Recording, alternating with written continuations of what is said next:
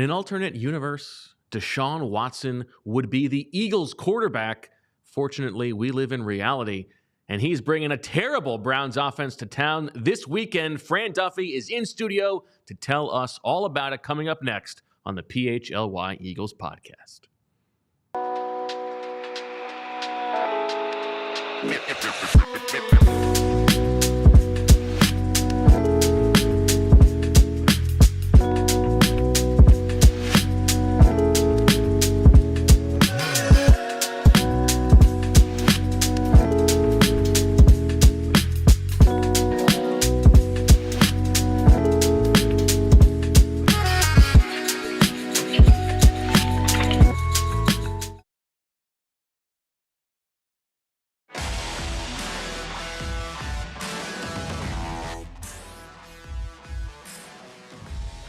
Hello, everybody, and welcome to the PHLY Eagles podcast on a Thursday afternoon. We are presented by the good folks at Bet365.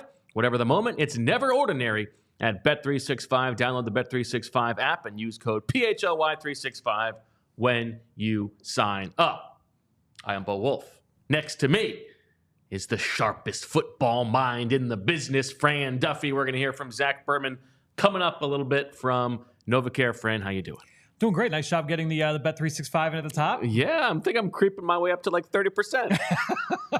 Well, look, that's in baseball. That's a pretty good average. Hey, listen, self-scouting, you got to get better. We got to get 1% better every day. That's what the bye week's all about. So you're back on the standard is the standard. We have our moments. That's right. You're on the better side of it after the bye. Yeah. How you doing? How are you recovering as a Phillies fan? No, not well. That was an ugly showing. Certainly the last night was brutal. The night before was tough. So it's been a rough couple of nights in the Duffy household. Francis has taken it well. Last year when the Phillies lost, okay, the way that he responded, it was actually honestly it was heartbreaking because he responded. He was like, "That's okay. The Sixers are up next, and they always win." And I was like, "Oh no, oh Francis." So he's now he is now converted to someone where, like, in the middle of the game last night when they hit the grand slam, the Mets. Yeah. He's like, I knew they were going to lose the whole time, and I'm like, yeah, this is now. Well, there is a little bit of a sweet spot there where, like, the Sixers winning regular season games, like the regular season games, and the difference between that and the playoffs isn't substantial enough, so that, like, the regular season, the more of those, it does feel like it makes up for stuff. But that's not a long sweet spot. It is funny too how he does separate, like, Eagles games from the other sports. I think it's because, like, the season, like, there's games on at night, like, throughout the week, and so it just feels a little bit longer. Whereas Eagles games, he gets completely locked in for once a week over a 17-week stretch. So it is interesting just seeing how that, like, compartmentalizes in the mind of a 5-year-old. All right. Well, we will do our part to distract from the Phillies' end of the season by talking about this exciting Philadelphia Eagles team coming off a bye. Don't worry about what happened those first 4 weeks. They're 9-point favorites against the Cleveland Browns this week. So we're going to do our usual Thursday exercise, look at the opponent on both sides of the ball. And let's start, Fran, with the Eagles offense against the Browns defense. And as we talked about with Vinny Curry on Tuesday, this means that our old friend Jim Schwartz is coming to town. And whereas the Eagles defense against the Browns offense is a matchup of two of the worst units in the league, this is two units that should be good, were good last year, and have been sort of middling and underperforming, middle of the road so far. Yeah, what I like about the Jim Schwartz defense, it goes back to the identity discussion that you, Zach, and I had back on Monday, where you know what the identity is of this Jim Schwartz defense with the Cleveland Browns. And it's very similar to what he was here in Philadelphia from 2016 to 2020. They're going to rely on that rush. They do blitz a little bit more than what we're accustomed to seeing from a Jim Schwartz defense. I do think that time in Tennessee in between did kind of, maybe impact his decision-making a little bit there. But also, I mean, they've got a really good secondary, so they play a lot of man coverage. So they play a ton of man. They lean on Myles Garrett and that front. They're going to blitz a little bit more, but it's pretty self-explanatory. That's kind of what you're expecting here from this Jim Schwartz unit. Okay, so they are 15th in EPA per drive, 16th in DVOA, 15th in EPA per play, 14th in EPA per drop back, 12th in EPA per rush. So very middle of the road. And part of the story of that is sort of the boom or bust nature of their defense. And I know that you wrote about it, which people can read on allphly.com today. A lot of missed tackles. Yes. And I think that is sort of told in the story of they are 7th in success rate on defense, but 29th in terms of the percentage of plays that they've given up that go for 20 yards or more. So there will be opportunities for the Eagles, who are getting back A.J. Brown and presumably DeVonta Smith, although that is not official yet, and Lane Johnson, to create some big plays. Yeah, and I think when you play the amount of man coverage that they play, that's one of the downsides to playing a lot of man coverage is that it is essentially it's one-on-one, right? And so if you make that missed tackle or if you make that first tackler miss, well, now you've got a better chance at an explosive play. Whereas if you're playing more soft zone coverage, what we saw the last time the Eagles took the field against Tampa, there's going to be more bodies to the football, more eyes on ball carriers. And so in this game, I think for the Eagles, if you can make that first man miss, especially against the blitz, because that's the difference between a Jim Schwartz blitz and a Todd Bowles blitz. Everybody kind of thinks of Todd Bowles as it's all zero blitzes, sending a bunch of guys after the quarterback. While they are typically playing more of a zone coverage behind it, and so you get more bodies to the football when that ball is thrown short. Against the Browns, they're playing a lot more straight man-to-man, and so if you do get a missed tackle, now you've got that ability to turn what could be a short completion into an explosive play. Okay, so let's play the exercise of you are Kellen Moore this week. You're getting all kinds of information from Howie Roseman, all kinds of emails about this is what works against Jim Schwartz. This is what we've seen while he was here. How are you putting this game plan together? Well, this was an interesting exercise for me because obviously watching how teams would try and attack Jim Schwartz from 2016 to 2020 on a weekly basis on film, I'm pretty well versed. I'm like, all right, these are the tactics that teams would try and use. You watch it every single week. Anytime you start a sentence with "I'm pretty well versed," that's a flex. That's fair. So the way I think that the Eagles try and go about this, you're always going to try and incorporate a lot more screens into this kind of defensive game plan, and so I think that they'll try and see more of the screen game, play action, move the pocket, quick throws, get the ball out of Jalen Hurts' hands as often as you can. I do think that there will be some misdirection elements thrown in, and so you'll see, maybe like the jet sweeps and things like that. Those kind of quick hitting types of runs to the perimeter can be effective against a Jim Schwartz defense. And also in terms of the run game, we haven't seen too many, Bo, of like those quick hitting runs where it's like the whams and the traps where you've got a blocker coming from the blind side to ear hole a 3 technique or a defensive end. I think you'll see more of that in this game because you're trying to invite the rush upfield. Okay. And then you try and get the running back going behind it. And so that might be some draws as well. I don't think the Eagles have been a big draw team. You're going to see they're going to motion the running back out to empty, and then they're going to call a quarterback draw. It's going to be 3rd and 6. They're going to call that. Book it. Yes, I think that's a good. Might be a swooper here for later in the show. But I think that would be the game plan. I don't think you're going to see too many. Look, they're going to dial up some shot plays, but I don't think you want the ball to be in Jalen Hurts' hands too long. Because Myles Garrett. Let's talk about Myles Garrett. He's unbelievable. Who did not practice yesterday with an Achilles. I think the expectation is he's still going to be able to play, but we don't know that yet. But go ahead. Yeah, he's got. We all kind of know that he's one of the best players in football, and that you can almost get bored by that. And then you watch him on film, and for a guy he's listed 6'4", 275. To bend and accelerate the way that he can. He's an alien in the way that he moves. And then the numbers kind of speak for themselves. On Next Gen, they put a bunch of stuff out on him the last couple of days. Leads the NFL by a wide margin in terms of quick pressure. So those pressures on under 2.5 seconds. His ability to win fast at that size, it's unmatched in football right now. He is also, just like in terms of like a specimen, he's a creative player. It's like, not always the best players in football are the guys who look like if you were just lining up on the schoolyard, that's the guy I'm picking, and they turn out to be the best players. Like it is Myles Garrett. He might just be that first pick. I don't say this lightly.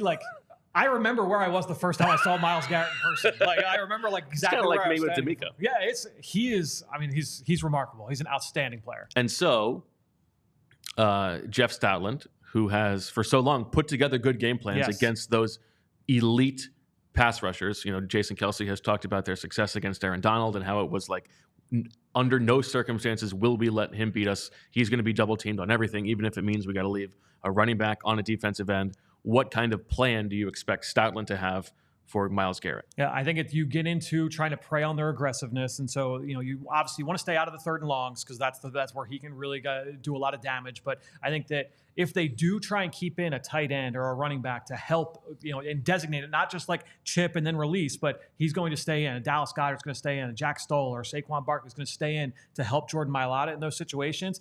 Cleveland is a very good green dog blitz team where, let's say they're playing, because again, they play a lot of. I used to hear this all the time with Jim Schwartz. Well, yeah, this is a big man-to-man coverage team. And so let's say you're Jordan Hicks or you're Jeremiah Owusu-Koramoah, two of their star linebackers in the middle of that defense. If you see that Dallas Goedert or that Saquon Barkley is staying in to protect, well, now you are going, instead of just laying back in coverage and kind of waiting for Jalen Hurts to throw the ball, you are inserting as a blitzer. And so we've seen a number of sacks and pressures already from both Hicks and JOK. I do think that's something you have to be alert of if you are Jalen Hurts in this game. You don't want that late blitzer to add in and be the guy that gets you down to the ground. And then what is your confidence level in Jordan Mailata at this point in his career to sort of take this matchup on one-on-one? I mean, it's a tough block for anybody. It's a tough ask for anybody. I do think that Jordan has taken a little bit of a step this year in the right direction in pass protection. I think he's been a little bit inconsistent over the course of his time. And that's to be understood just because of how new he is to the game. But I think overall, he's taken steps in the right direction.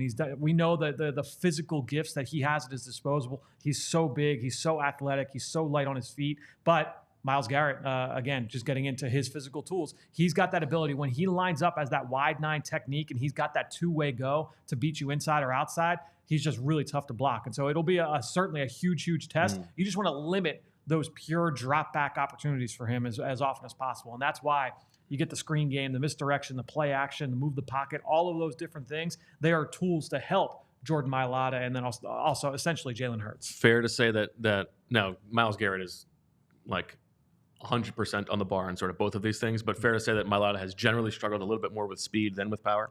Yes, I think so. I think when you're looking at guys that have that ability to win at the top of the rush, that's why like Joe Osman always gave him so many issues early in his career. And this we're talking like Joe Osman's down here, Myles Garrett's here, but that ability to win with your hands at the top of the rush, that's what Joe Osman always could do. He wasn't the fastest, the biggest, the strongest, but he could win with his hands really well. And that's the thing about Garrett is that he's not just like a height, weight, speed guy. He also is a really technically proficient player as well. On that front, who else is worth worrying about? Yeah, I think you get into Zadarius Smith as a veteran defensive end. He'll kick inside at times, and he can be a terror on stunts, and that's been an issue for the Eagles at times. So he'll line up both inside and outside. He'll be on Lane Johnson's side for the most part, and so you would expect that with the issues that the Eagles have had with picking up some of those stunts. You look at Mekhi Becton. I think they could try and pick on him at times in this football game. Dalvin Tomlinson is the nose tackle. Shelby Harris, the defensive tackle. Two veteran presences that they've got that ability to do some things in the run game specifically. One other name that I think is interesting to kind of circle here, the rookie Mike Hall. So he's Michael who? Michael Hall from Ohio State, rookie second-round pick. Coming off suspension, it looks like he's going to be playing in this game. The Browns made some roster moves this week in terms of like letting guys off the practice squad and getting guys off the 53. It seems like they'll make Michael Hall available, and he is a guy that can win with first step. He's got quickness, he's got power, so he would be a guy if they do incorporate him on sub package because they lost Alex Wright, who was a part of that sub package on third down. That's the former WCW German wrestler, of course. So they lose Alex Wright. Michael Hall might be a guy that could step in and give them some good snaps on third down. Okay, now linebacker, you mentioned JOK and Jordan Hicks, who missed last week but is supposed to be back this week. It's a pretty good group of linebackers, right? Good pair. JOK has really come on very, very well and is playing much better downhill in the box than I anticipated when he was coming out of Notre Dame. He was a space player. He was essentially played that like Davion Taylor role for Notre Dame when he was coming out. So it was a big projection, but watching how fast he plays, how quickly he's able to defeat blocks playing downhill in the box, really, really impressive player. He's going to have a share of missed tackles.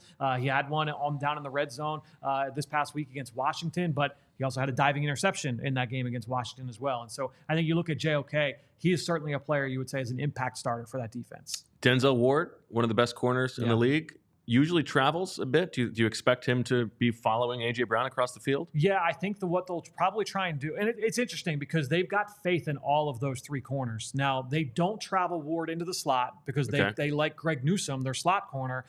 They stuck him on Malik Neighbors. They stuck him on C.D. Lamb in the slot in both those games. So they're comfortable saying, Newsome, you've got this guy one-on-one on the inside. If A.J. Brown and DeVonta Smith both go, will Jim Schwartz say, hey, you know what? We feel good about these matchups on either side. Ward will stay on one side. Emerson will stay on the other. Michael Emerson's the other starting corner. And that's fine because you have two A talents against two A talents. Or do they say, you know what? Denzel Ward, he's a little bit of the quicker, shiftier player. Let's put him on DeVonta Smith. And then Michael Emerson, who's like in that Richard Sherman mold, is like a big physical, wants to get up on the line of scrimmage and beat you up and press coverage. Maybe he goes up against A.J. Brown. I think that they'll probably just play at sides. That would be my guess here. I think you'll probably see Emerson more at right corner with Ward more at left corner. But I do think that they'll try and mix things up at times. And so personnel-wise, is this a game where the Eagles maybe want to lean on 11 and keep the Browns in nickel, or do they want to maybe go heavy in this game? I think they'll probably stay in 11. I think you got to keep Jahan Dotson on the field. Well, of course, at all times, obviously. No, I think the bigger thing is for the Eagles in this one, you're coming out of the bye week. You want to talk about all the talk about like identity and things you want to fix. Rather than being game plan focused here in this one, I think you want to come out and just say like, this is what we do well. Let's come out of the bye week and really lean into the things that we want to perform at a high level, the things that we've worked on and talked about and studied over the last few days. We want to make sure we put that into action here this week against the Browns. Okay. Anything else from a game plan standpoint that you think is something we need to keep an eye on for the Eagles? Looking through my notes here. Obviously, you can check out the notes over on allphly.com. Obviously, you have to be ready for the blitz. I talked about the difference in the blitzes there between Jim Schwartz and Todd Bowles. Attack that aggressiveness from Jim Schwartz. And then also, I mean, look, I talk about the man-to-man coverage. You have to be able to defeat man-to-man coverage, especially on money down. So you think back to that Saints game, the Eagles dialing up those mesh concepts to Dallas Goedert on third down. That's the kind of game plan you need in this one. Understanding this is a play where we're probably going to see man coverage. I think Cleveland, they play man coverage on close to 90% of third downs. So you expect man-to-man. You want to call those routes to defeat man-to-man with A.J. Brown, DeVonta Smith, and Dallas Goedert. Okay. Now, before we keep going and get to the other side of the ball, let's take a minute to talk about some of our friends. I think you're going to want to stick around for this ad break, but I'm going to start here with our friends at Rite Aid and their pharmacy services, because we have talked about this today. First real day of fall, it feels like in Philadelphia. A little nip in the air, and that means it's also flu season. So if you want to schedule a flu or COVID vaccine, you can do that at Rite Aid. You can also, beyond that, refill your prescriptions. You can get personalized care recommendations, sign up for prescription notifications. All you need to get started for a prescription and all those pharmacy services is a prescription at Rite Aid. And you can get started at riteaid.com/mypharmacy. It's free, easy, and most prescriptions qualify. You can enroll in automated courtesy refills. You can schedule it and bundle it so that all your family's prescriptions are ready at the same time so you don't have to make multiple trips. All about convenience with our friends at Rite Aid. Transfer your subscriptions and prescriptions to Rite Aid today. Just go to riteaid.com/transfer. Rite Aid caring pharmacists are ready to answer your questions and help you stay healthy. Get your prescriptions along with anything at Rite Aid you may need, including over-the-counter medicines, household products, cosmetics, and more. Just ask your pharmacy team for details. Restrictions apply. Now we send it over to our friend Fran Duffy, who is well-versed at sex. Thank you for that. We talked a little bit earlier about the Phillies, and they say first impressions, Bo, very important in this series. Kyle Schwarber comes up, leadoff home run, great first impression. But what about lasting impressions? What about lasting impressions? The Phillies could not rise to the occasion last night. And some of millions of men that suffer from ED across the world, and that's where Blue Chew comes in. Blue Chew helps give men longer lasting and stronger erections, so you can perform at your very best. For all the men out there, this is a very serious topic. I know, obviously, we're having fun with it on the set, but Blue Chew is an online service that delivers the same active ingredients as Viagra, Cialis, and Levitra, but at a fraction of the cost and in a chewable form. The process is simple. Sign up at BlueChew.com. Consult with one of their licensed medical professionals, and once you're approved, you will receive your prescription within days. Blue Chew tablets are made in the USA and prepared and shipped directly to your door, and that's what leads to the best part of the entire process. It is all done online. That means no visits to the doctor's office, no awkward conversations, no waiting in line at the pharmacy. You could take them anytime, day or night, so you can plan ahead, be ready whenever an opportunity arises. Does it work? You don't think you need it? You're not quite sure if it's for you. Try it for free 1 month, and you'll see. You're going to love it. Your partner is going to love it as well. We've got a special deal for all of our listeners. Try Blue Chew free when you use our promo code ALLCITY at checkout. Just pay $5 in shipping. That's BlueChew.com, promo code ALLCITY to receive your first month free. Visit BlueChew.com for more details and important safety information. And we thank Blue Chew for sponsoring this podcast. Only thing more guaranteed to get you in the mood than watching Steve Adazio do a terrible job on television. That's the opposite effect. All right, let's talk about the other side of the ball.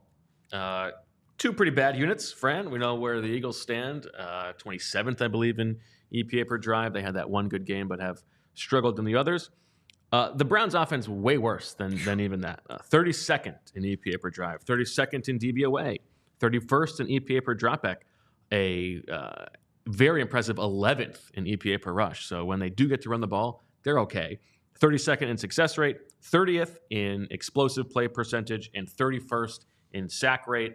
Is it as simple as Deshaun Watson is one of the worst quarterbacks in football? He's terrible right now. It's one of those things where you're watching on TV and it's really, really bad. And you listen to every analyst under the sun and they all say it's really, really bad. And then you turn on the film and you're like, all right, like how bad is it? And it is worse than that. It's so bad. And now he's not the only problem. Yeah, tell us how, because this is very interesting. Well, this is fascinating. Think of we all know and have encountered somebody complains about Jalen Hurts and the way that he plays and he's not seeing the field and he holds onto the ball too long. Think of their worst version of Jalen Hurts and he is twice that. It's really bad. I mean, he drops back and he's staring at a wide open read. It's right there. Let go of the ball and he just stares at it and then doesn't throw it. And now look, it's not just the problem is that it's not just him. Okay. It's one of those things. It's like when when Carson Wentz in 2020 wasn't playing well, but then you looked and you're like, the offensive line's not playing well either, and there's lots of drops.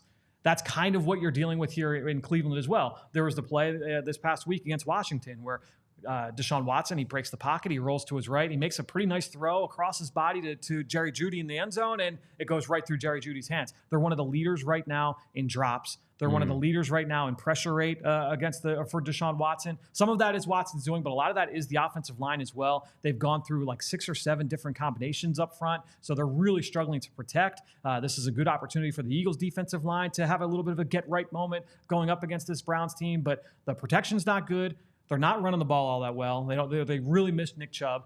And then Watson, I mean, he's just been really, really bad. The only thing I could think of as to why he hasn't been benched yet, because obviously, look, contract aside, there's that element of it. My guess is because he's been that bad that you almost have to just swallow it and say just go. I think that they're probably waiting for Nick Chubb to get back in the lineup to say all right, this is what the offense is supposed to look like with Nick Chubb and all the weapons. Let's get Chubb back in.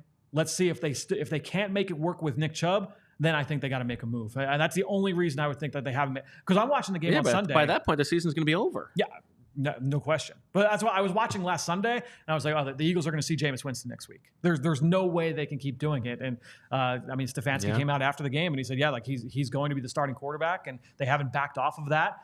That's the only thing I can think of at this point is that they're just waiting for Nick Chubb to get back. And let's say with that version with him in there, as opposed to Jerome Ford and Deontay Foreman, that would be the answer. That would be the elixir. I mean, it's one of the all-time disasters from a football perspective. He's been so bad. And I do think from the wide receivers and the offensive line standpoint, now they've had a lot of injuries up front, but you just think about it from a human perspective.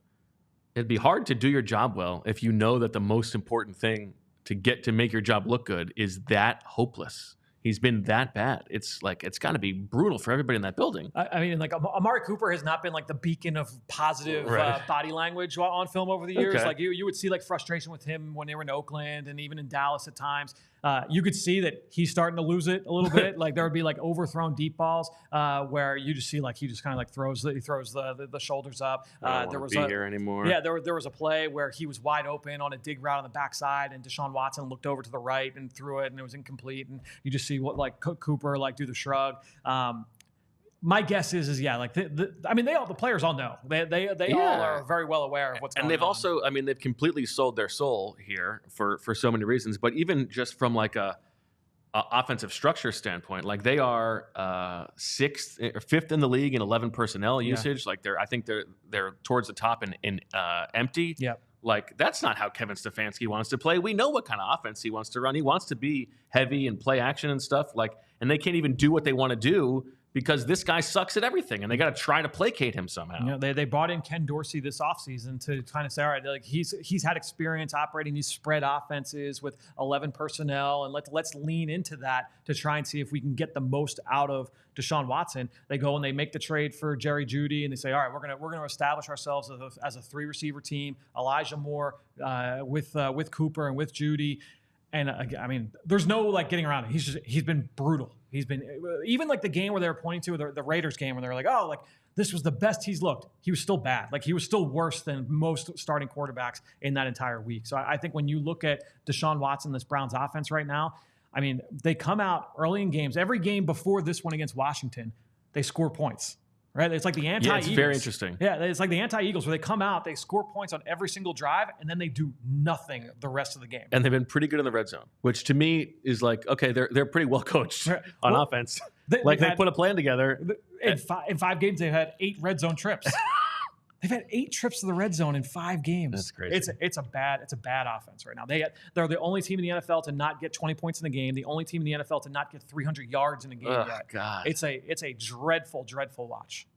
Do you think, because we've talked about it over the years, there's a case in which, you know, entering the 2022 season, the Eagles trade for Deshaun Watson. They would have liked that to be the case. If Deshaun Watson was interested in coming to Philadelphia, he would be the Eagles quarterback right now. Do you think that he is at a point where like he would not work anywhere? It's tough to. God, could you imagine? Like watching him right now, it's tough to envision a scenario where he is good in any sense. Like he needs a complete reset, and I don't even know if that would even do anything at this point. I think. Look, there's everything with the off field, right? Everything obviously with that. It's clear that has taken some kind of toll, because he's playing with no confidence right now. It's an ugly watch. It's bad. Okay, so from a Vic Fangio perspective, now, by the way, we haven't even talked about Devin White, you and I. So let's get to that in a minute. But from a game plan perspective, you want to take advantage of Deshaun Watson being so bad. What do you do? You want to prevent them from getting into any kind of rhythm. Anything you could do to kind of shake that confidence and keep it from getting from rising at all. You want to make sure that you do that. I think that will require in this game. I don't think you need to like blitz and get after him. I think it's more about just mixing up looks, keeping him on his toes. You want to do the opposite of what you don't want to do anything that it would be within his realm of expectation, right? And so maybe it's 3rd and long, you show pressure and you fall out. Maybe it's 2nd and long and you look like you're in a base 4-down look and then you actually blitz, right? So those kind of things to try and throw him off because he's doing a good enough job on his own of not playing within rhythm. So I don't think you need to do things to necessarily force that issue. Just look, you want to make sure you tackle the catch, because everything right now, you watch them early in games, and I mentioned the success they've had on these opening drives. It's screen, play action, dump off, RPO. All right, now we're going to go play action. This is going to be a wide open dig across the middle, Deshaun. Like, make this throw. Like, they want to try and build confidence early. And so you want to make sure that you, do the antithesis of what you showed in Tampa Bay. Like, make those tackles in the passing game, come out and rally and tackle the catch. Don't let up any cheap explosive plays in that way. Don't give up those chunk gains. But I think the big thing is just trying to mix up those looks from a coverage standpoint and from a pressure standpoint against Watson. Super chat from Chase Daniel Plainview. A little bit off topic, but that's okay. He says, is it fair to say that the Jets are practicing McCarthyism? Saleh was mysteriously scapegoated, and the offense looks a lot like Mike McCarthy's. I don't really know how to respond to that. The offense does look like Mike McCarthy's because that's what Rodgers likes to run. So there's that point of it. I think that's right. Were you surprised by that? The Salah? Yeah. No, I wasn't. I mean, I went on with Anthony on Monday, and he asked about the Jets, and I said, like, it's a tinderbox. Like, you could tell, like, they were on the brink of that call. going. So, I was not surprised that happened. I was shocked in that it's like week 6 and a coach is fired. This is a team that, like, as bad as it's been, it's 2-3. But not surprising given the vibes around that team. Now, how about the Eagles' decision to part ways with Devin White? What did you make of that? Yeah, I think that we've talked about it on the show, that it just felt like it was an awkward situation. The moment that it was announced that he wasn't going to be the starter, because he came in and we had that early press conference in the summer, right, where he had the group chat with Jalen Hurts and with AJ Brown, and it was very clear that he wanted to come in and be a leader on this team. And you could even see it on the practice field. He was that, like, rah-rah guy, like, out there in the defensive huddle. He wanted to be that presence, and you can't be that presence if you're a backup. And so I think that, and at least that's the way that he is, that he perceived that. And I think that's probably fair. I think if you're a Brandon Graham, like, if you're entrenched, I think that can work to an extent. But you're a new guy coming in. The moment he didn't win the job, I think it became an awkward situation. Could he have handled it better? No, I don't know all the details of everything, obviously, but, like, he's not a guy that has historically played special teams. Right. And so if he's not going to, like, kind of swallow his pride and be that special teamer and that backup, that's why he's inactive this whole time. And look, he reportedly did help foster this move by eating some of the contract and allowing the Eagles to basically cut bait at this point. But I mean, look, I think they would have liked to have him there because you're an injury away from, going into either a rookie or an unproven vet in Ben Van Sumeren. So but I think if he was really the next man up at linebacker, he would have been active, even if he wasn't playing special teams. Yeah, I guess it just comes down to, like, and you're better with, like, the roster kind in terms of, like, who's active and who's not, and, like, Jeremiah Trotter's active and he's not always playing. He's not always playing on special teams, but I think that he is present on special teams. Yeah, I think Devin White could have been present on kickoff coverage. Yeah. Like, if he was definitely the next man in, I don't think he would have been inactive. So what's your take? There's no other position where that would be the case, right? Where the next man on the field is not active on game day. So then, what's your take on it then? Like, you think it's? I think Vic thinks he's not a good player, and I think it's a pretty substantial whiff by the front office. Yeah, I mean, look, I think the way that they looked at the linebacker position was congruent with the way that they've looked at it every year, where they were just going to keep taking stabs, right? And so they go in, they sign 2 veterans to 1-year deals in Zach Berman and Devin White. They drafted a day 3 player in Jeremiah Trotter Jr. You brought back Nakobe Dean, that you're hoping to be the starter, but you had a competition for 2 jobs. You got a starter from one of the free agent players in Vaughn, then you didn't from the other, and the other was, I think. I've seen that like, they took a dart throw at Devin White and it didn't hit, like, no big deal. I object to that because it's not Corey Nelson or, like, it was a real contract that they gave. It was a contract that they gave him. It's not, they didn't give him the veteran minimum. It was $4 million, right? I think that's right. Right. With upside, but obviously they didn't have to worry about the upside, but, like, just the opportunity cost of that bump $2.5 million of that up and sign, as we've talked about, Jonathan Grenard instead of Bryce Huff or whatever. Yeah, and then $4 million is, like, I'm looking at the other guys who have $4 million contracts right now. Like, that's what Jordan Hicks is making in Cleveland. He's got a 1-year, $4 million deal. EJ Speed out in Indianapolis, he's making $4 million. It's kind of like a middle of the road starter at this point. So, like, it wasn't like a huge swing, but but certainly more than Zach Berman. Zach Berman got, I think it was like a 1.3 in terms of his guaranteed. So, yeah. I mean, it is wild how many free agent linebackers the Eagles have signed over the past decade who have not made it to week 8. There's probably like insane. It's probably like a similar to, like, the Browns quarterback jersey. Like, you could do like an old, like, Jeremiah Trotter Jr. or senior jersey and do the duct tape with all those names. Do you think that that's an evaluation issue? No. Or just like it's a result of the pools that they're fishing in? The latter. Yeah, I think it's that. I think it's because you go in. But sometimes it's like, because then you see, like, they cut LJ Fort and he goes and turns into a really good player for the Ravens. Like, some of it has to be a really good player. He was a solid complimentary piece in some of their packages. Like, no, he became an every down player for that 1 year. Okay, fine. But yeah, I think that it's a tricky He position. turned into LJ Fifed. That's I can't sell that one. I think that when you look at that position and the way that they have gone about trying to address it, I think you're gonna have those misses. But yeah, I think you want to be a volume shooter there, and that's where they've. Well, I agree, and I don't disagree with their general philosophy there. Right. I think it's actually a lot like bullpens in baseball. Like you want to take a bunch of dart throws because it's such a volatile position, unless you're going to have one of these studs. But the hit rate that they have it's almost statistically significant enough that they're doing something wrong. Well, the thing is that they've had misses on like both ends of the spectrum, right? Like you had the Davion Taylor, like, all right, we're going to draft like the Tracy player that's developmental. And then you get players like, that are on the other end of the spectrum that also don't work. Right. Yeah. And so I think that you just have to be a volume shooter there. So do you think if they lose somebody, if somebody gets hurt, do you think it'll be Trotter, Oren Burks, or Ben Van Sumeren? But it's funny. I guess it goes back to the question about like Devin White. Was he actually the next man up? Probably Burks, right? I guess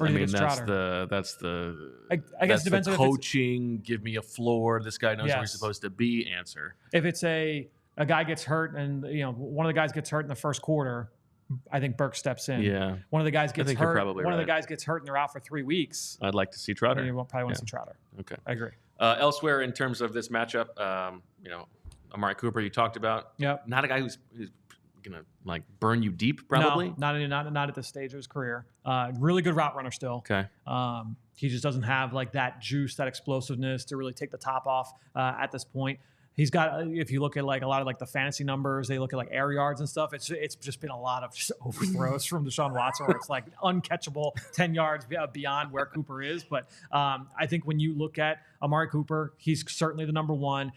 His ability to kind of create that separation stands out. Judy is also kind of cut from that same cloth, but not to the level that Cooper is. And then he's a smaller player, lines up primarily outside actually, and he's got some juice, but they don't really do much to kind of get him involved, and just because of the nature of that pass right now, the volume's just not there. David Njoku would be the next guy to me. Like it's Cooper, then it's Njoku, who's now healthy. He missed the majority of the first few weeks. He came back last week against Washington. They did a great job in the second half of last season of getting him the ball in space and just letting him work. He's like Dallas Goedert in that he's really good after the catch. And so he would be the other guy outside of Cooper that you want to make sure you kind of keep him contained.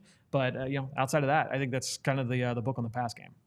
Because this is such a bad offense on paper, at least through 5 weeks, and they're coming off the bye, do you think that this is a good opportunity to try to push Cooper DeJean onto the field? Yeah, I mean, I think that you want to try and just get him in at some point. Like it's going to be sink or swim time for him. I think this is a good chance to kind of see they test those waters just because of the volatility of the Cleveland pass game right now. I think that if you were going to put him in, this would be a good opportunity to do that. Now there are going to be times in this game, or if he does play, he's going to be matched up one-on-one with Cooper. He's going to get matched up one-on-one with Judy, and that's going to be a good test for him. Cooper on Cooper. Cooper on Cooper crime. Cooper sharp. Cooper better be sharp. Nice. Yeah. Cooper flag. Riley Cooper. Oh, Blue Cooper. Yeah. Remember Blue Cooper? Were you there for Blue Cooper? BLU? No, it was BLUE. It was BLUE? Yeah. No, I wasn't there for Blue Cooper. I don't think. Alfred Blue, the ball carrier. Yeah, right. I do. I remember that one. Yeah. All right, let's hear from one of our friends, maybe our best friend. Wow. Never ordinary, baby.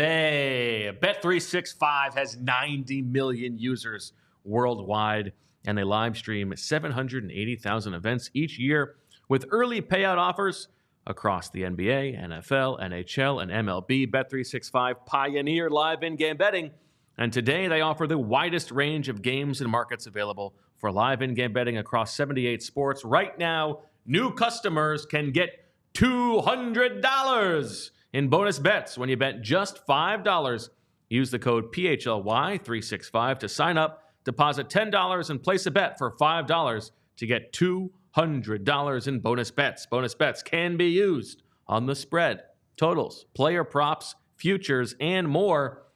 They've got special deals for every day of the week. We've got a Thursday night game tonight, Seahawks Niners. I don't know what the line is there, but I don't know. What are you thinking? You look like you got something to say. I feel like we've been pretty good at predicting these games when you've. I feel like you have been good at predicting these games. I'll flex for you. I'll whiff me. it. Yeah, I'll take a whiff. Yeah, yeah. I'll take one there. I like the Niners tonight, I think. Well, they've got a Thursday night touchdown offer. Place qualifying parlay bets totaling $20 or more on tonight's game and get bonus bets for every touchdown. Terms and conditions, they apply. Download the app and use code PHLY365 when you sign up. Whatever the moment, it's never ordinary at Bet365. Download the Bet365 app and use code PHLY365 when you sign up to get $200 in bonus bets when you bet $5. Whatever the moment, it's never ordinary at Bet365. Must be 21 or older and physically located in Pennsylvania. If you or someone you know has a gambling problem and wants help, call or text 1-800-GAMBLER. When I listen back to the podcast later on 2 times speed, that's going to be really fun to listen to. We go to our friends now at Rothman Orthopedics. If your joints are aching, are your hands cramping, is your back out of whack, Rothman's got you. Because at Rothman Orthopedics, practicing specialized care has been their passion for over 50 years. And their mission, high quality, compassionate, and affordable care rooted in research. Research leading to new treatments and better outcomes. Each Rothman doctor is laser focused on their specialty. Hip, knee, spine, you name it. They have a team for each body part right in your backyard. So you can cross over the defense, drain those jump shots, because I want to talk about basketball, because obviously they are our presenting partner for our Sixers preseason and training camp coverage at Rothman Orthopedics. But like no other fans in the country, they are Rothman Orthopedics, and they specialize in you. And I can tell you from personal experience, my mom last year at this time just got both knees replaced. Who'd she see? Rothman. My father-in-law, right around the same time, he was dealing with some joint stuff. Who did he see? He went and saw Rothman. A few years back, I was dealing with some back issues. Where did I go? You guessed it, to Rothman. Rothman proudly serves dozens of communities across Pennsylvania and New Jersey with over 30 convenient offices, urgent cares, and walk-in centers. Patients will find the full spectrum of orthopedic care at Rothman Orthopedics. From diagnosis to discharge, they provide their patients with every service and procedure necessary. X-rays, orthotics, bracing, MRIs, physical therapy, and everything else in between. For more than 50 years, Rothman has participated in thousands of groundbreaking research and clinical trials with the goal of advancing knowledge, developing treatments, and improving outcomes for the benefit of our patients. Rothman Orthopedics specialized in orthopedics and you. Visit rothmanortho.com/PHLY to learn more and make an appointment today. You know, sometimes you sign a player and you think you have a good scouting report on him, and it turns out he can do even more than you thought. There's a skill set that he had that you did. It wasn't on tape before. You didn't know. When PHLY brings in Fran Duffy, we know we're getting expert analysis. We know we're getting draft pedigree. We know we're getting a guy who's comfortable on camera. I don't know if anybody knew we were getting like the best ad read man in the business. I mean, I don't know about I was excited about ad reads coming in because I've never done them. So, okay, but I mean, best ad read. I'm not gonna sell that one. All right. Thank you though. Yeah, but you'll sell everything else. Throw it my way.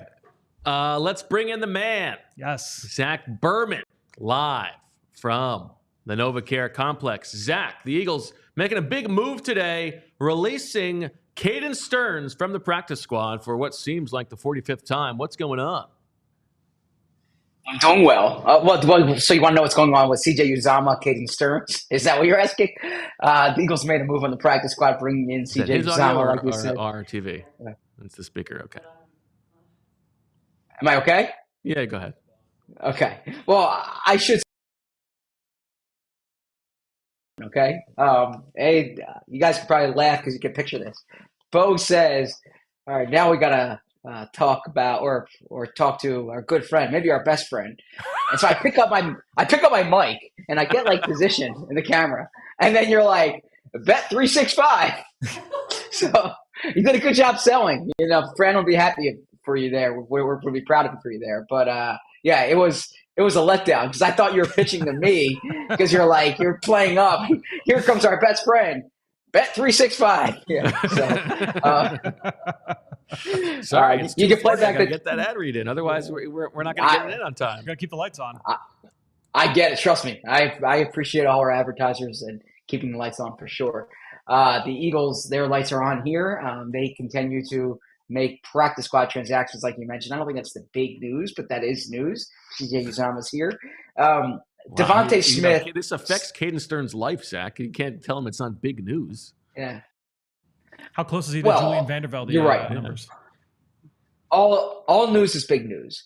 What's that the deal? said, Is this just roster obfuscation, manipulation? Like they're going to bring him back whenever it's just seeing when his knee is healthy? What's the deal?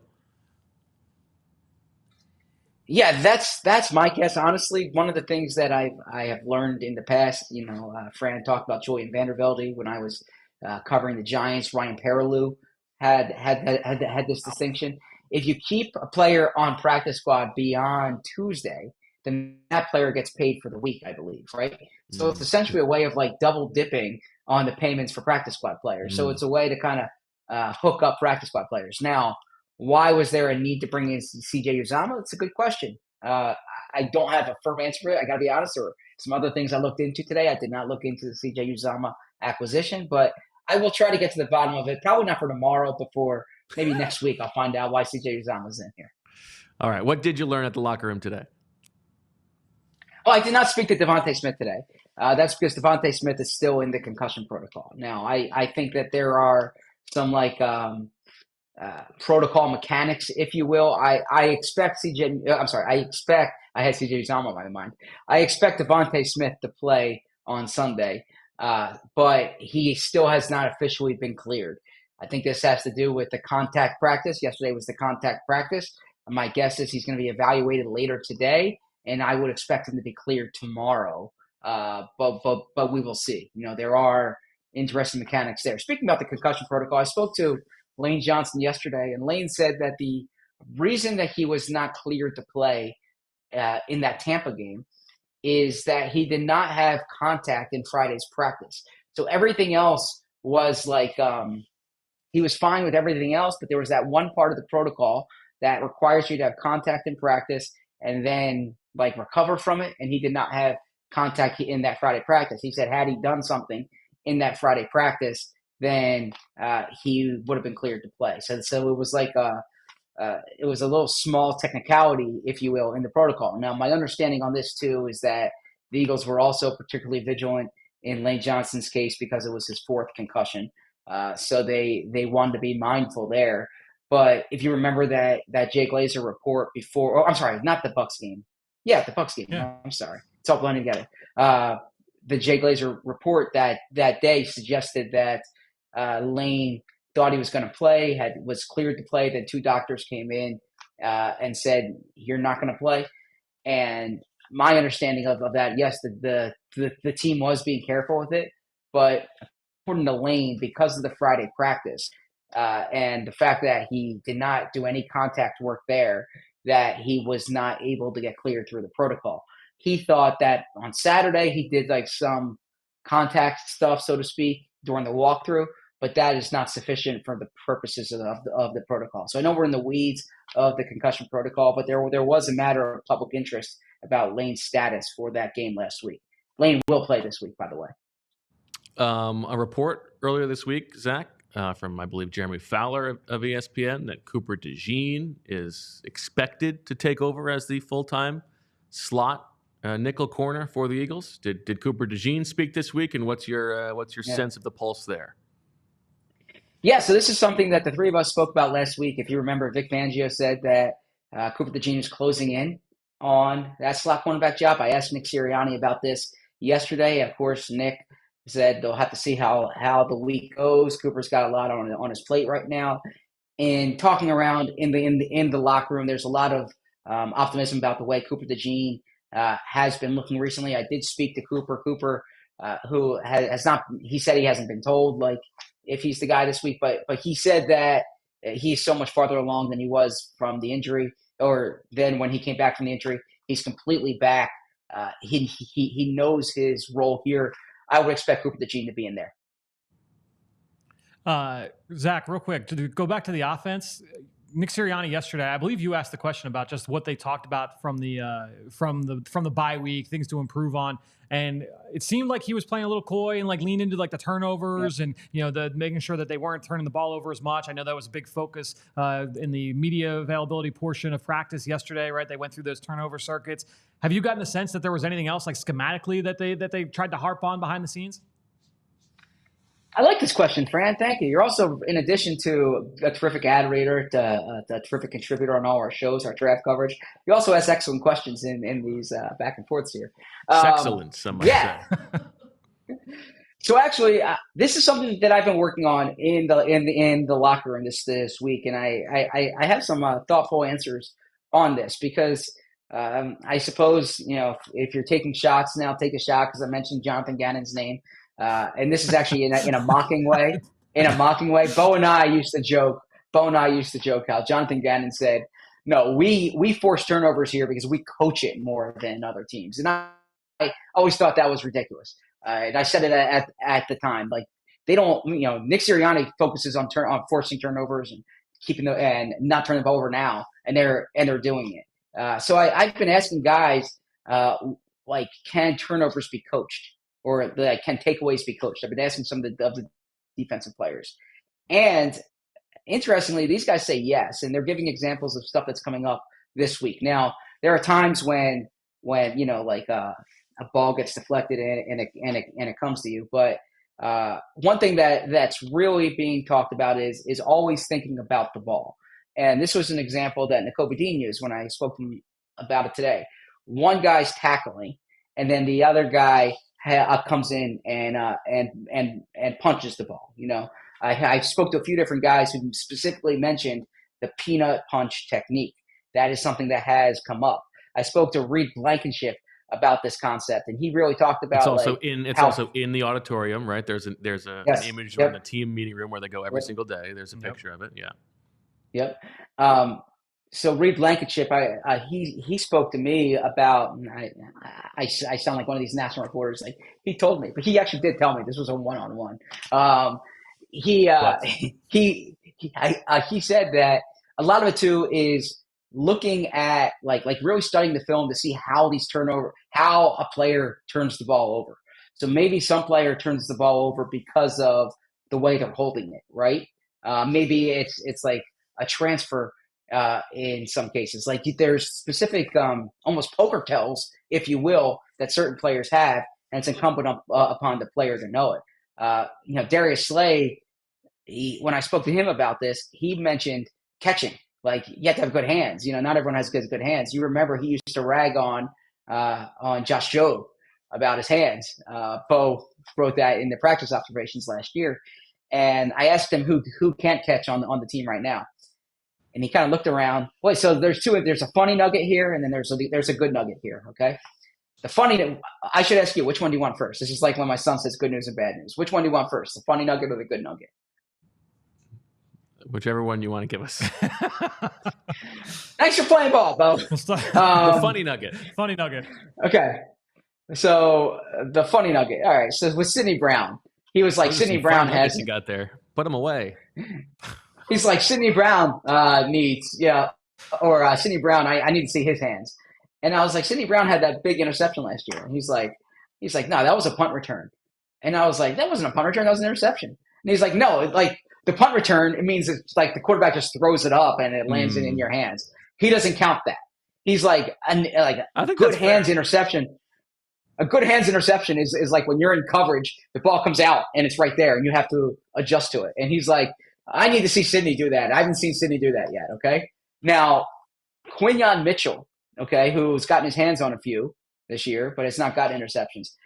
Slay said the reason this is happening and is because the footballs in the NFL don't have the white on it, like the white on the noses of the ball. Right. Yep. And he says for a college player, you're reading the white when it's coming at you, and it's much harder in the NFL for those. So he thinks Quinyon is having an adjustment with seeing that with literally seeing the ball. He doesn't think Quinyon has bad hands. He thinks Quinyon's not seeing the ball because of the white on the football. Or just he needs to get used to this here, right? Now, it's fair to say, though, Fran, that he was not a prolific interceptor in college, right? This is a little bit of the book on him. Stand by. Although I got like so many pass deflections, but not a ton of interceptions. Yes. We'll get on the Wi-Fi. I'm waiting for my sheet to load. While you look at that, I'll tell you something completely off topic. Since we're talking about Nuggets, Zach, we were in the locker room yesterday, and it did occur to me. I feel like a good euphemism for testicles is canards. Excuse me? Like Darian Kennard. Oh, he got hit right in the canards. Ah, my poor little canards. What in the world made you think that, Bo? Nards. Okay. I'm not selling that one there. Yes. I'm not selling that one. A matter of fact, I have a Wolf's Den tomorrow coming out. It's not related, but I was looking closely at the names in the locker room. I first off, I can't wait for the Wolf Den. I missed the Wolf Den. Okay. The Wolf Den? The Wolf's. I missed the Wolf's Den. I missed the Wolf's Den. Okay. What the hell is that? I missed the Wolf's Den. I'm so eager to see that much tomorrow morning. Yes, I do. I miss it quite a bit. Okay, so can't wait for that. I am not speaking about anything regarding what you just referred to in conjunction with the locker room. It's just wordplay. It's nothing to be afraid of. Yes. Well, to answer your Quinyon Balls question, he had one interception. He had one interception last year in 2023 when he was an All-American, but he had 5 the year previous. Okay. So. And how many deflections? Do you have that? A ton, yeah. Right. I mean, he had 19 in 2022. He had 18 last year. Right. I think there's maybe something to the ratio of interceptions per. That sounds like a BFF. That might be a BFF. It probably is. Yeah, why not? For a future Wolf Den. All right, yeah. So what else is on your mind? Well, no, it's just different things that I've learned in the locker room. Speaking about Slay, I should bring this up because I do think it's important to not just talk about what you think is important, but what the audience thinks is important or what the fans might think is important. So I wasn't, and I said this last week, the Slay podcasting thing and being on Micah's podcast and all that, I didn't think it was a big deal. With the tweet that he had, I do know some fans were really upset about this. So naturally, I was in on Slay. Spoken. If there are people, Zach, who were not tuned into this, what were other fans upset about? Thank you. Great job as a host. You're an outstanding host. There were 2 things there. There were 2 things. First off, in an interaction with a fan after the Bucks game, who he was being criticized, so he put up his career accomplishments on there, and then also he was on Micah Parsons' podcast that week, laughing it up with Micah Parsons, and I think fans were some fans. I don't want to put fans in one bucket.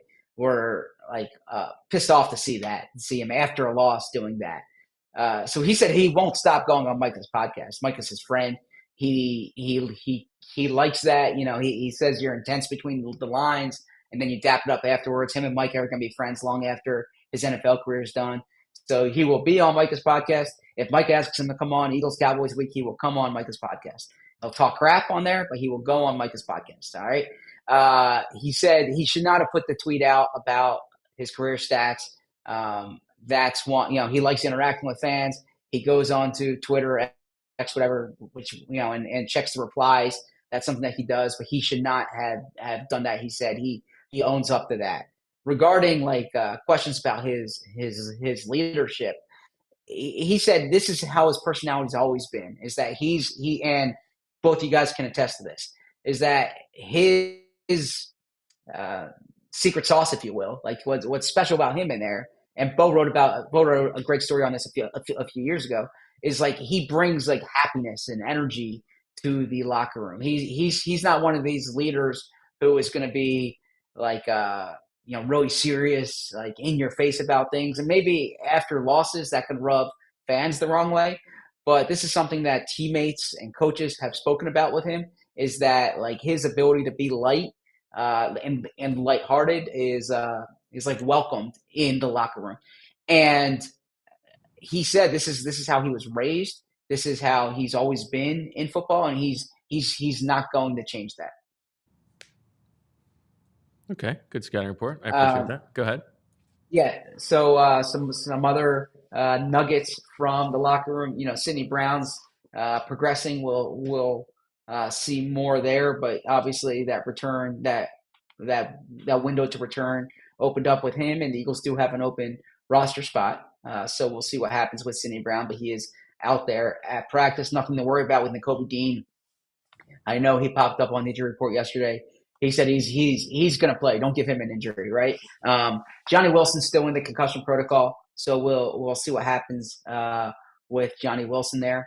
Now, you talk about that open roster spot. The Eagles can't elevate Paris Campbell anymore. So if they need an extra receiver, they need to bring Paris Campbell to the 53, or it needs to be someone else who was elevated. I had a nice chat with Landon Dickerson about snapping. I didn't speak to him after the Bucs game. I want to know what goes into that, right? And he said he works on it every week with the other emergency centers. It's not like something that he puts a lot of time into, but he's always ready. I asked him how he thought it went out there. He said they lost, and I said, how's it different for you? And Lane Johnson, who was sitting a few feet away, was listening to the interview and or conversation, however you want to frame it. And he said, harder mentally, easier physically. And then interesting. I said to Landon, is that true? And Landon said, yeah, that's a good quote. That's true. Harder mentally, easier physically. Interesting. Now make sure you become a diehard. Yeah. On that front, Zach, I had one little nugget from practice yesterday. A good nugget or a funny nugget? A kind of a very Bo Wulf nugget. Oh, okay. Funny nugget then. Okay. Backup offensive line nugget on the center front. Who do you think was the second team center yesterday? Well, the fact that you're asking the question makes me think that it was not Landon Dickerson. Well, no, they didn't. No, because they're not doing. Oh, yeah. Landon is lining up with the ones. Yes. Am I permitted to answer? This is for Fran. Yeah. Not Nick Gates, I guess. Not Nick Gates. Who is it? I don't know. Jack Driscoll. Whoa. So as we think through what the ramifications are, potentially Jack Driscoll, a guy who has only played guard and tackle here, did get a little work at center with the Dolphins, I believe, over the summer. Yeah. Now practicing with the Eagles as a center. That was the thing with him coming out of college when he was at Auburn, was that some people thought he might be a better center than anything else moving forward in the NFL. Go ahead, Zach. You were waving your arms. No, I was going to answer the question. Okay. But you told Fran it was Jack Driscoll. Well, you're allowed to also talk about it. Okay. Yeah. None of this would be necessary if, as Claire points out in the chat, the Eagles had not gotten rid of their best backup center in Dylan McMahon. Fran hit it on the head. I recall actually the draft, the COVID draft press conference 2020 when Jack Driscoll was drafted, and he mentioned he had been working on his snapping. So yeah, that is a good thing. Speaking about kind of about Nick Gates, but Bo will get a good crack at this.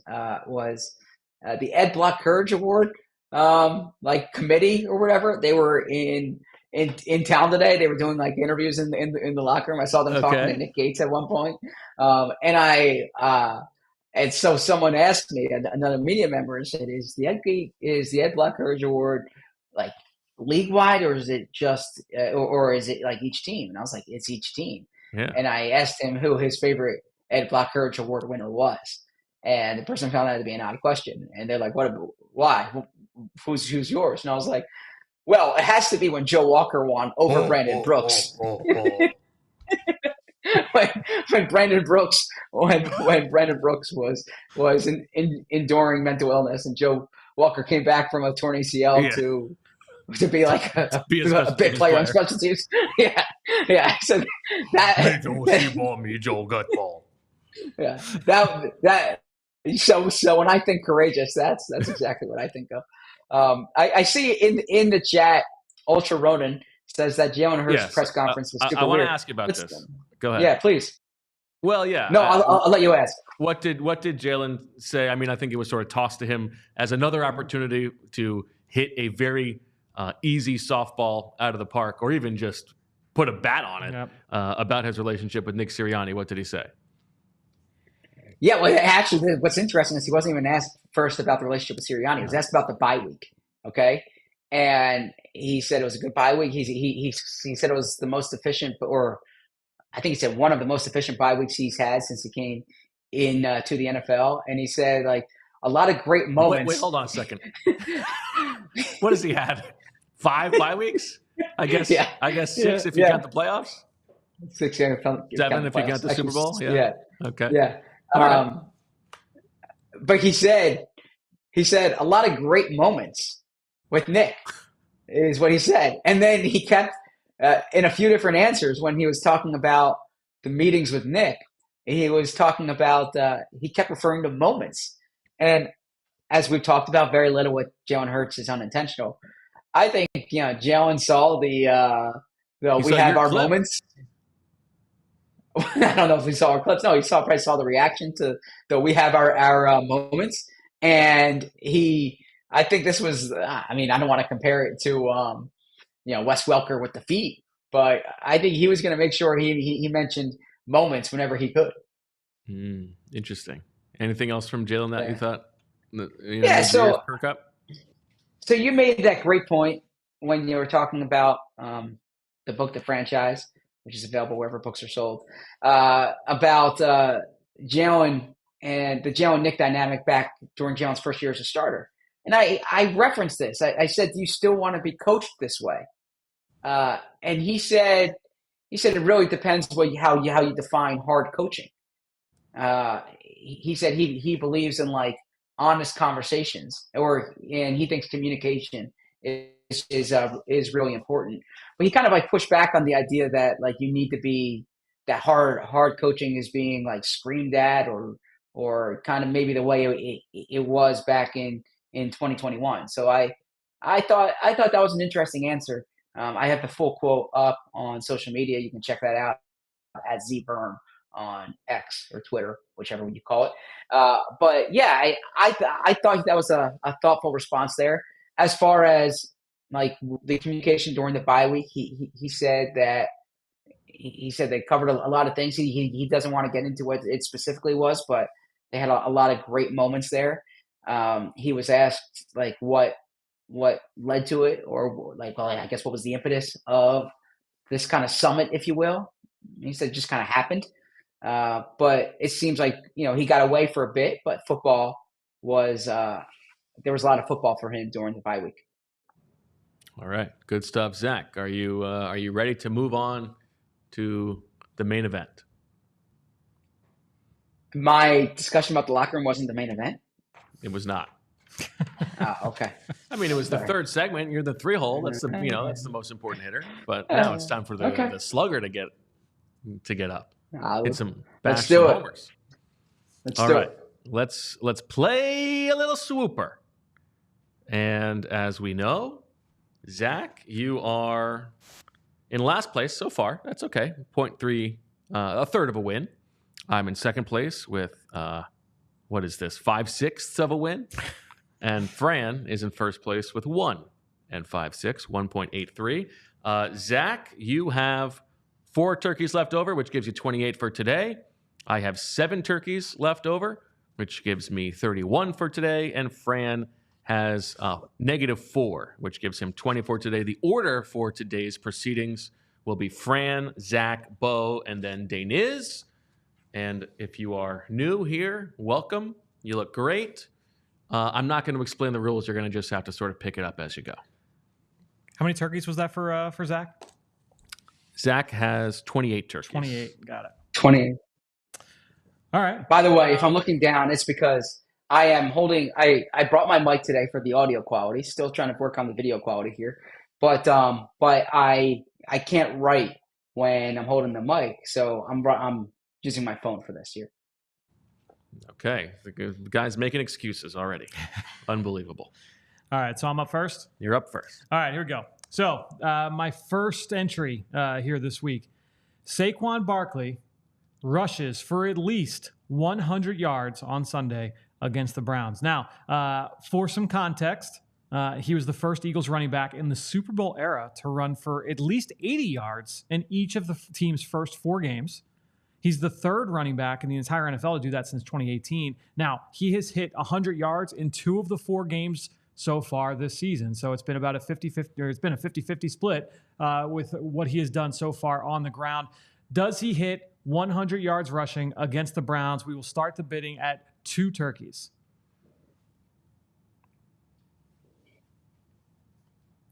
5. 5 turkeys. 5 turkeys to Bo, going once. Going twice. Wow. Sold to Bo. A quick Saquon Barkley nugget. Barkley can become the second player in NFL history with at least 115 scrimmage yards in each of his first 5 games with a new team. I don't want to extend this any longer than it has to be, so I'll just tell you That's where the Blue Chew answer comes in. is good product placement there. Adrian Peterson is the only player who's done this in NFL history. All right, Zach, over to you. Over to me. And so I appreciate that one from Fran. My first swooper item is the Eagles score in the first quarter and lead at halftime. If you recall, the Eagles are the only team in the NFL not to score a point in the first quarter. The slow start is something that the Eagles that the coaching staff has looked into. But I thought it was too easy if I simply said the Eagles score in the first quarter. So this is score in the first quarter and lead in halftime. Not or, and lead in halftime. And we are going to start the bidding at 3. Ooh, 3 turkeys. I'll take it for 4. 4 turkeys to Fran. 4 turkeys to Fran, going once. 5. 5 turkeys to Bo.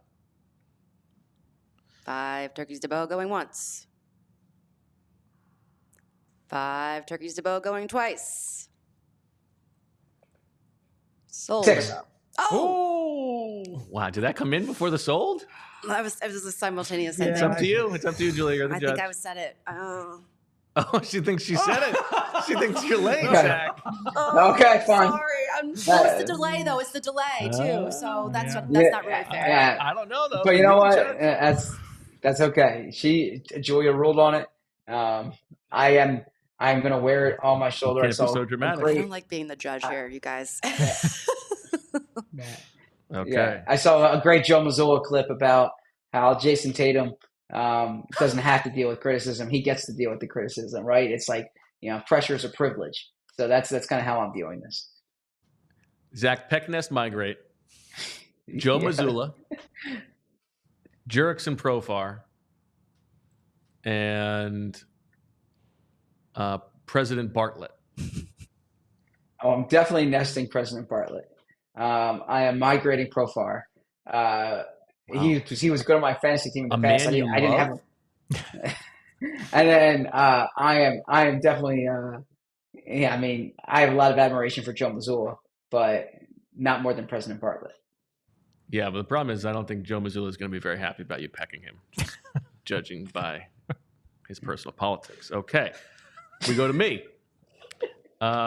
My submission, my first one for today, is Jameis Winston throws. What's so funny about that? Jameis Winston throws more than 5 passes in this game. So there's obviously injury is a possibility, but I'm also opening up for the possibility of a benching for Deshaun Watson in this game. I will open the bidding here. I'm going to go with 2.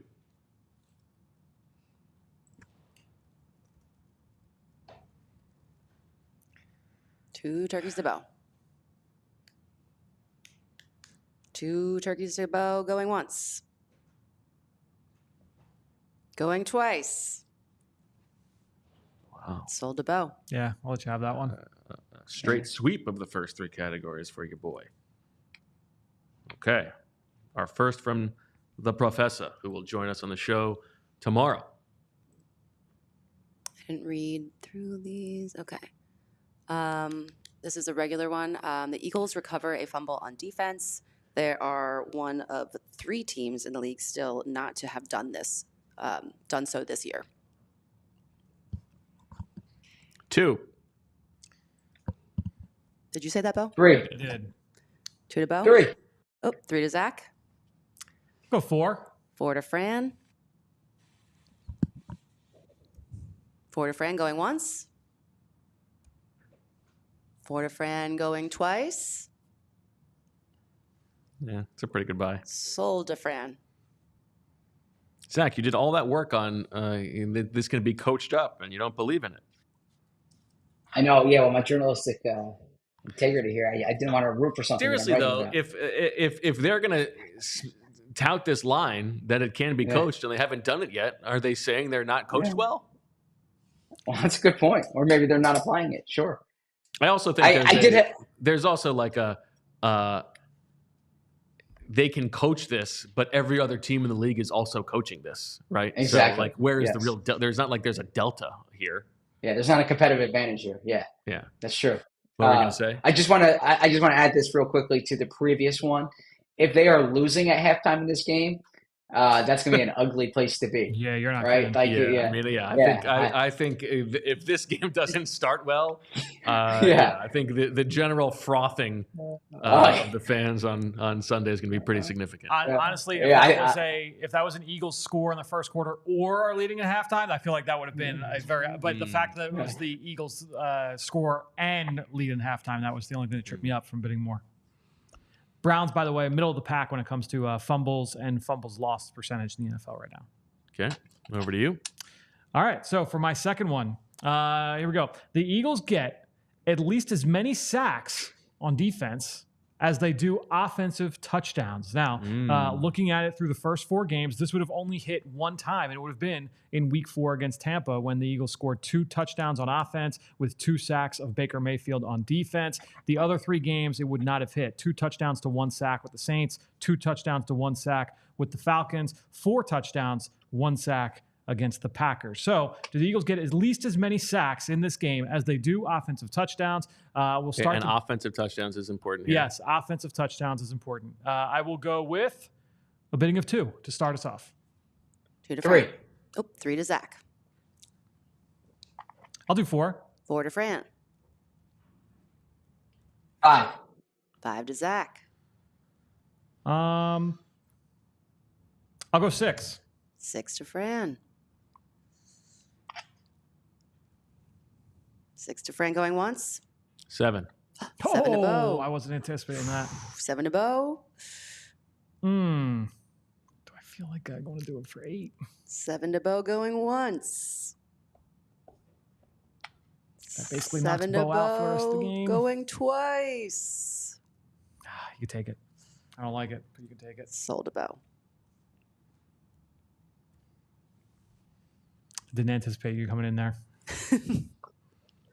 By the way, I should say, I believe disclosure is important. This is there's only one player in the league who I am not objective about, and that is number 68 on the Browns this weekend, right? So I should just put that out there. I was going to say this Browns offensive line is bad so far this year, they've been beat up, but they have like all tackles basically. I am number 68 on the Browns. I am not objective about.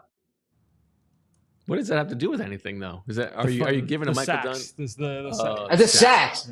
The sacks. So that's what I was going to say. I was going to give commentary on this offensive line. I'm sorry. This offensive line's really struggled. They haven't had their best player out there. Yeah. Yes, exactly. So that's but I need to say that I am in the tank for number 68. So yes, as are we all. Over to you, Zach. My next swooper is the Browns are worse on third downs than their league low 18%. So they are worse than the league at 18%. So are the Eagles going to keep them at 18 or below 18%? Yeah. And the bidding will start at 1. I'm not going to let you have it for 1. I don't feel good about it. I'll take it for 2, though. 2 to Fran. 18%. The Eagles have been decent at third down. I think the Eagles are 14th in the let me get my handy numbers here. We're close. We're close to some nudity. So third down defense, the Eagles are 16th in the NFL with that 36.9%. The Browns are 32nd in the league at 18.2% in third down offense. So let's say they have to be under 18.2%. here. Third down defense. So you have it, right? The Eagles are third down. It's the Eagles defense the against the Browns offense. That's Right. what. Okay, got exactly. It. Yes, exactly. 19% is heinous. Where we're at, 2 to Fran. Yeah. 2 to Fran going once. I thought I was all these getting this for turkeys. You're gonna one. let him have it for 2? 2 to Fran going twice. The season doesn't end today, bro. Why do you submit ones that you don't believe in? Why do you play this game? Wow, outrage from Fred. It's just like when you have an auction in fantasy sports and you nominate the player that you don't want to spend money on because you want someone else to spend the money on that player. All right, he got that. Yeah, I took it for 2. Okay. What's the turkey? You have 14. Yep. Zach has 28, and I have 12. All right, here we go with my second submission. And the item here is a PHLY employee tweets a photo before the game of Howie Roseman and Jim Schwartz together on the field. Talking, hugging, caressing. And the bid will start at 3. 4. 5. 5 to Fran. 5 to Fran. I mean, I can't promise you I'm going to see this. That's the problem. I know Bo's not going to tweet this out. I mean, they're definitely gonna meet on the field. Yeah, 6. Now this is the one thing. My son's at the game this weekend, so I might be going down to see him at some point, and maybe that's when Howie and Jim talk. But I will go 6. I'll be there too. Julia, you can tweet this out. Okay. Wow. Yeah. 7. 7 8. to 8. 8 to Zach. 8 to Zach going once. You know you want it. Oh. 9. Oh, 9 to Bo. 9 to Bo. It's yours. 9 to Bo going once. 9 to Bo going twice. Wow. Sold to Bo. When you went through the amount of turkeys we all had, and you said Zach 28, and I was like, that's how many you started with. And I was like, oh, because he hasn't gotten one yet. Got it. Longest view in the room, Fran. Takes Blue Chew for his view. Blue Chew tablets. Yeah. All right. Let's go to Deniz's second submission. Okay, item 8.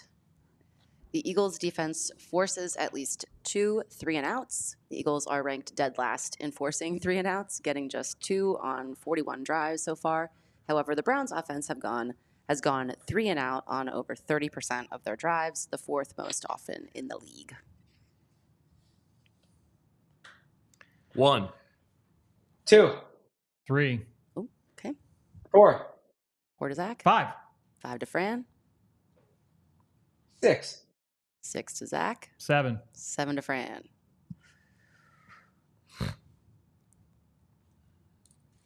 You can have it, man.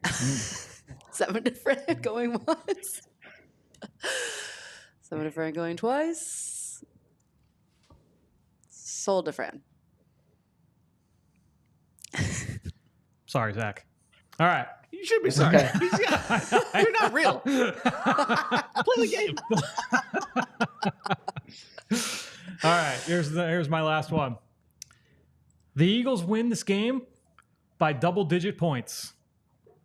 The Eagles are so they cover. Eagles are undefeated under Nick Sirianni after the bye week. In those 3 games, this is regular season buys, obviously. The average score is 28-16, so they're winning by 12 points. So obviously they're favored. What was it, 9.5 at this point? 9, I think. 9. Okay. So do they win by double-digit points? We'll start the bidding at 3. No, for the audio listeners, Zach looks like he was just like hit in the knee because Fran started the bidding at 3, even though Zach has 28 turkeys. They don't expire tonight, Bo. They might. You don't know what Dane's final thing is going to be. That's true. 4. 4 to Zach. I can't bid. I'll go 5. 5 to Fran. 6. 6 to Zach. 6 to Zach going Fran once. go all in on Yeah, this do I one. go all in on it? We only have, we still have 3 more. 6 to Zach going twice. Yeah, you can take it. Sold. All right. Zach's down to 22. Poor guy. I had a number I want to carry over. I'm definitely not looking for a handout. This is the opposite of this, Bo. You have 4 left? I have 3 left. 3 left. Yeah. No, I am not looking to get any. I'm looking to be smart with my resources here. All right, Zach, you have your final proposal. Yes, my final proposal here. A.J. Brown sets a season high in receiving yards. So he had 120 yards. So he had 119 rather in the season opener. So this is 120 plus. And I will start the bidding at 3. I can't bid. I know. I'll take it for 4. 4 to Fran. 5. You can take it for 5. 5 to Zach. Sold.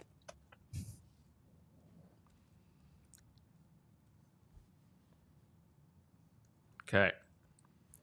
My final proposal. An Eagles player has a catch in this game for the same amount of yards as his jersey number. So DeVonta Smith has a 6-yard catch. A.J. Brown has an 11-yard catch. Dallas Goedert has an 88-yard catch. Any of those things, I'll start the bidding at 2. 2 to So Bo. really, you need. The fun one. The Eagles have too many wide receivers in the 80s here. You're going to need maybe a Barkley 26-yarder, a Gainwell 14-yarder, perhaps a Shipley 38-yarder. But yeah, I mean, AJ it's really DeVonta. AJ DeVonta. You started at what, 2? I did. 2 to Bo. I'll go 3. 3 to Zach. I can't bid. I'll let him have it. Sold to Zach for 3. Zach's getting some playable ones. Yeah, it's not that good a one, but okay. I mean, you don't have to look like you got kicked in the canards about it. Right in the funny nuggets.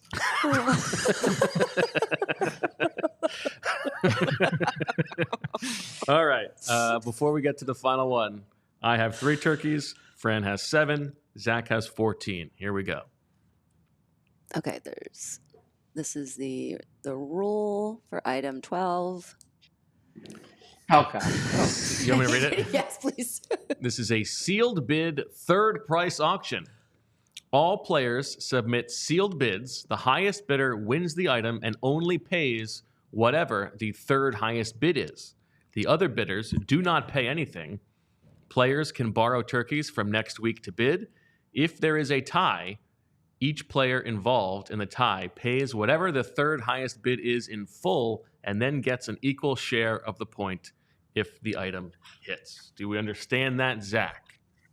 So let me get this straight here.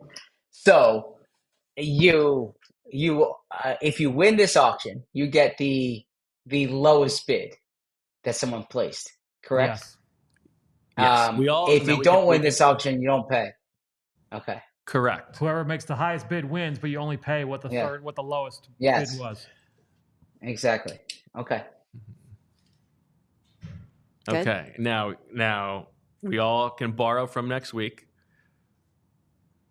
Right? Okay.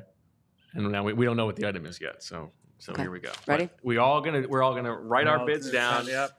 And the highest bidder gets it, but only pays what the lowest bid bids. Okay. Oh, okay. You good? mean, yeah, but the challenge here is that you guys can all borrow from next week. Yeah. And then I'm left with no turkeys next week. So it could behoove me to go really low here and make sure that I still have turkeys next week, because I did have a number I want to go into with next week. We know. All right. Yeah. Okay. All right. Okay, you ready? Yep. Let's hear it. Okay. The Eagles win the game. The Eagles win the game.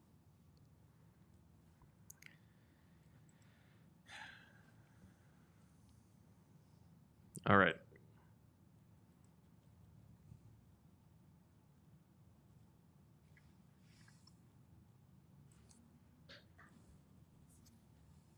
Okay, Fran is in. What are we going to do? This is a fun one because it really is everybody's involved and we're all judging everybody else. For the audio listeners, Zach is furiously scraping his forehead. And I understood. I'm trying to figure out what my colleagues here are going to do. Okay. That is the challenge here. And I do think, just for the audio listeners, I do recommend watching the show in general, but if you don't have the time to do that, you sort of do need to watch Swooper. Swooper every week is must watch. Yeah, it's a television show. It's not a podcast. Yeah. All right. Wait. All right. I just sent it. Okay. All right. Rollin. How do you want to? Did you send it or you wrote it down? Yeah, I sent mine. Okay. But I can all right. announce it as well. All right, I'll go first. I have 27 here. I went all in. Fran? 25. 25? Yeah. And Zach, it comes down to you. You could have gone all in to guarantee you would get it. 21. 21. Oh, wow. Okay, so I get it for 21. Okay. Which is a lot. Wow. Wow, Zach, good for you. I did not think you were going to go that high. Yeah, I didn't think you were going to go that high either. Man. Wow. I had a number in mind. And so, yeah. Wow. 21. So that means I will be playing with 6 turkeys next week. I'm going to be down 18 turkeys. Well done, Zach. Yeah, but I mean, that if it had been an item that was not a team favored by 9 points to win the game, I don't think we would have all been so aggressive, right? Yeah, honestly, I mean, Bo got that for 21. I bid 7 for them winning by double digits. I think actually the odds, like I might rather the Eagles win at 21 turkeys than win by double digits at 7. Right? Yeah, but if I don't win this week, then I'm going to look That's like true, yeah.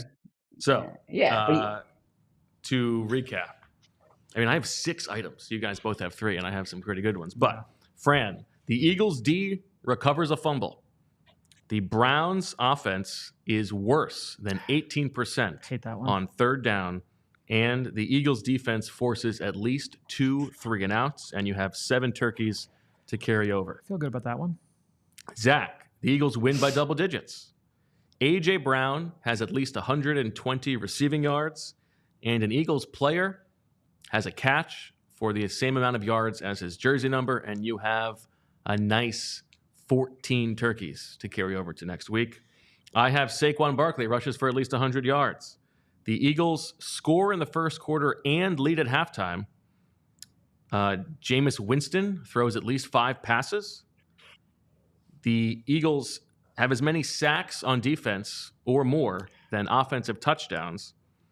Somebody from PHLY tweets a picture before the game of Howie Roseman and Jim Schwartz together, and the Eagles win the game, and I am 18 turkeys in the hole for next week. I need some clarity on the Jim Schwartz, Howie Roseman picture. Okay. It is from the game. It can't be an old picture of Jim Schwartz and Howie Roseman.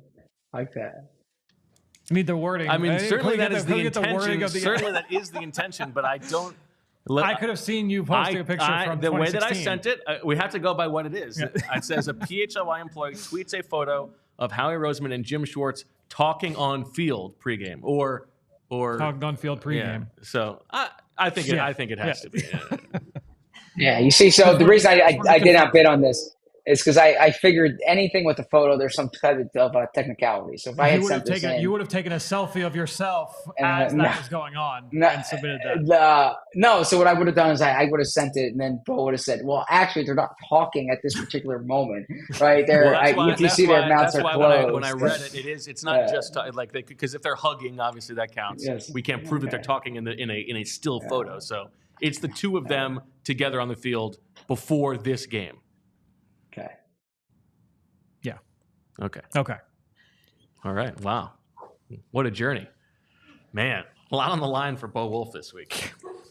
The chat points out this is you've got the optimist haul. This is from Claire in the chat. Some bye-week reflection. You're feeling good. Feeling positive. I'm not an optimist or a pessimist. I'm a realist. Yeah, that's fair. Is it? No. Okay. I'm joking. That'll do it for this exhilarating episode of the PHLY Eagles podcast. We will talk to you tomorrow at 2:00. The professor, Dane, is joining me in studio. Zach, I think we'll decide whether or not he wants to join the show tomorrow. He has some other things. Wait, can I say this? There are 2 players that I am meeting with tomorrow. I wanted to come in studio, but locker rooms during studio. I was going to do what I did last week, or 2 weeks ago rather, where I did 15 minutes and rushed over. But these 2 players asked to meet with me tomorrow. So I need to talk to these guys, but I'm going to do my best to come on the show via video.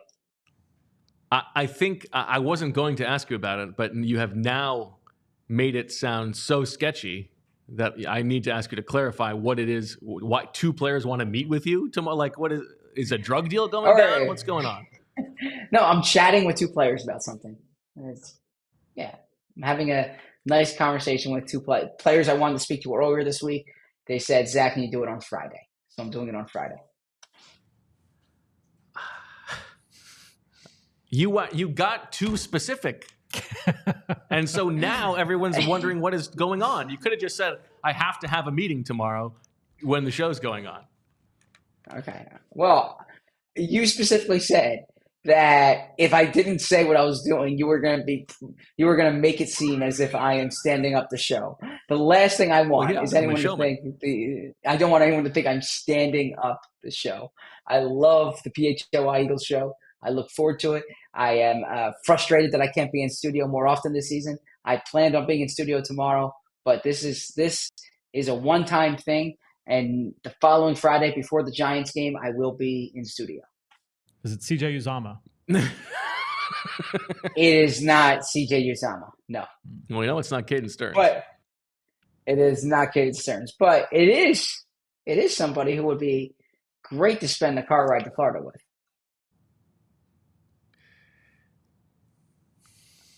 A joke for 4 people. We had more for the 4 people who watched the show, though. Yeah, but that wasn't on the show. No. That was at the event on Monday night. I'm sorry. You were absolutely right. Okay, my bad. That Zach, my bad. Now I have to come clean about one of the people that you're meeting with. No, you don't have to. You don't have to. We can't leave this unexplained. You leave stuff to the imagination, right? It's like statistics. You know it's just like statistics, you know, what they reveal is telling, what they conceal is vital. So one of the questions asked to Zach during the Q&A on Monday night was if you could spend a car ride with a 12-hour or like a 16-hour car ride. You're driving from Philadelphia down to Clearwater for spring training next year with any Eagles coach or player of the time that you have covered the team. Oh, wow. And one of the people that Zach answered rhymes with Florin Quirks. What? That was one of them in your entire time of covering the team? Hey. You know, it's good to get to know these players personally and not just like, they're not just stuffed jerseys. These are human beings. That's all I'm saying.